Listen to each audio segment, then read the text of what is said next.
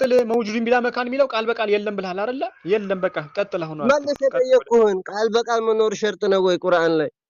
ዲያ እስከሆነ ድረስ ይኸውልህ አላህ ቁርአን ላይ ለኛ ሌላው ቀርቶ ማለት ነው ሌላው ቃል በቃል አትመልስ። ቃል በቃል መኖር ሸርጥ ነው ወይ? አንዲ ነገር ሐዲስ አለ ለማለት ቃል በቃል መኖር ሸርጥ ነው ወይ? አላህ መውጁድን ቢላ መካን ብለክ እንደ አቂዳ ይዘህ ሌላው የምታስከፍርበት ጉዳይ ቁርአን ላይ ቃል በቃል ነው ይገባል ወይ ሐዲስ ላይ ቃል በቃል ይገባል ወይ ሰሃቦች ሊናገሩ አንድ የጠየቅኩህን አትመልስም እንደ መጀመሪያ ማነው የለም ሲጀመር ቃል በቃል መኖር ቁርአን ላይ ቃል በቃል መኖር ሸርጥ ነው ወይ?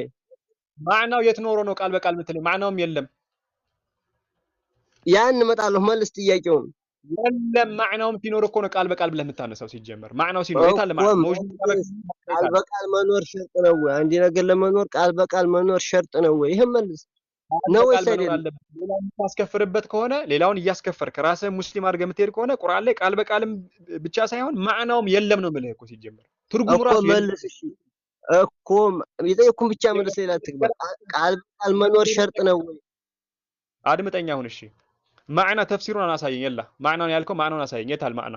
በትርጉም አለ ያልከው ታል መልስ ጥያቄው መጀመሪያ የተጠየቀውን መኖር ቃል በቃል መኖር ሸርጥ ነው ወይ?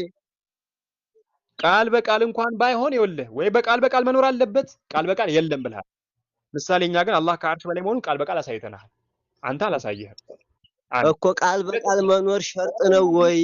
ቃል በቃል መኖር ሸርጥ ነው ወይ? ነው ወይስ አይደለም? ይሄን መልስ። አንደኛው መስፈርት ቃል በቃል መኖሩ ነው። አንድ ነገር ሰው የምታስከፍርበት ከሆነ ቃል በቃል መኖሩ ነው። አሁን እኛ የምንከተለው ቁርአን የምንከተለው እኛ ማኮ ማን ነው ያለው? ቃል በቃል መኖር አለ ሸርጥ ነው ያለው ማን ነው? ቁርአን ላይ ምሳሌ ማለት ነው። ይኸውልህ እኛ አላህ ከአርሽ ማን ነው ያለው? ቃል በቃል ቁርአን ላይ መኖር ሸርጥ ነው ያለው ማን ነው? አፎን ይኸው አፎን ሚውት ያዙ። ቆይ ሚውት ያዙ። ዝም በል መልስ። ቃል በቃል መኖር ሸርጥ ነው ያለው ማን ነው? አንድ ሁለት ሶስት እድል ሰጠውና ካልሆነ አስወርደዋለሁ እኔ ራሴ። አሁን አድምጠኝ እኮ መልስ። ቃል በቃል መኖር ሸርጥ ነው ብለሃል። ማን ነው ያለው? ምን አይነት ድርቅና ነው ያላችሁ ግን? በቃ አታዳምጥ፣ ዝም ብለህ ማውራት ነው እንዴ? አዎ ቃል በቃል መኖር አለበት አልኩህ እኮ። የላ ሳይኝ ነው ቁርአን የወረደው ሊያስተምረን ነው እኛን። ቁርአን የወረደው ለምንድን ነው ታዲያ? እኛን ሊያጠመን ነው እኛን ቁርአን የወረደው። አላህ ቁርአን ላይ እያንዳንዱን ነገር ነግሮናል። እሱ አርራህማን እንደሆነ አርራህማን ራሂም እያለ ነግሮናል። አዛኝ እንደሆነ ሩህሩህ እንደሆነ ከአርሽ በላይ እንደሆነ ነግሮናል። አንተ መውጁድን ቢላ መካን ስትል የቱ ጋር የነገረክ እንደዛ ብሎ? የላ ሳየን ያልኩህ ቃል በቃል መኖር አለበት። አዎ መኖር አለበት እያልኩህ። ሌላው የምታስከፍርበት ርዕስ ከሆነ አዎ አምጣልኝ። የላ ቃል በቃል የለም አልክ። እሺ ማዕናውን አሳየኝ የት አለ? የላ ተፈضل አይሰማም እኔ ጋር የሚያወራው ነገር። ጥያቄን ብቻ መልስና ቃል በቃል መኖር ሸርጥ ነው ያለው ማን ነው? ማን ነው መኖር አለበት? አንተ ነህ እንደምትለው ማን ነው ያለው? ምንድን ነው የወረደው ለኛ ንገረኝ። ማን ነው ያለው? እስቲንባጥ ያደረገልህ ማን ነው? ይሄን ሰው ስታስከፍር አንድን ነገር ቁርአን እሺ የወረደው ለኛ ብሎ ጋዜጣው ማን ነው ይሄን ያለው? እከሌ አትልም።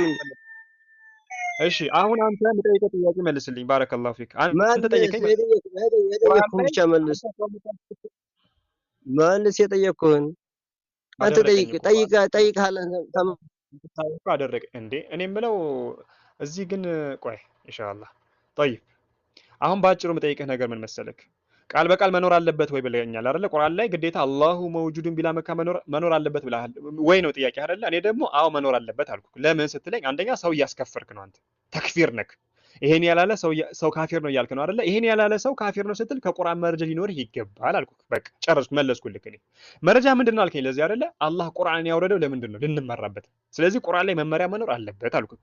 አሁን እኔ ጠየቅኩክ ማዕናውን አሳየኝ የት አለ? እሺ ትርጉሙ አለ የት አለ? አላህ መውጁድን ቢላ መካ ለሚለው ትርጉሙ የት አለ? እዚህ ጋር እሺ እንደው ተው ቃሉ የለም፣ ትርጉሙን አሳየኝ። የላ ተፈضل ክፈትልኝ፣ ትርጉሙን አሳየኝ። አላህ መውጁድን ቢላ መካ ሽታውን አሳየኝ ነው የምልህ። ቃል በቃል ተወውና ሽታውን አሳየኝ እስኪ። ሽታውን የለም አልወጣው እኮ የለም ወጥቷል። ሱብሃነከ ረቢ። አያችሁ ድርቅና እኔ አይታየኝም። በነገራችን ላይ ስታክ አድርጎ እኔ ጋር እንዳለ ነው የሚያሳየኝ። አያችሁ ድርቅና ተመልከቱ። ቁርአን ላይ መኖር አለበት። አዎ መኖር አለበት። አላህን ሰው የምታስከፍርበት ሰውን የጀሃነም ነው የምትልበት ጉዳይ ቁርአን ላይ አላህ ነግሮናል። እያንዳንዱ ምሳሌ አላህ ልንገራችሁ።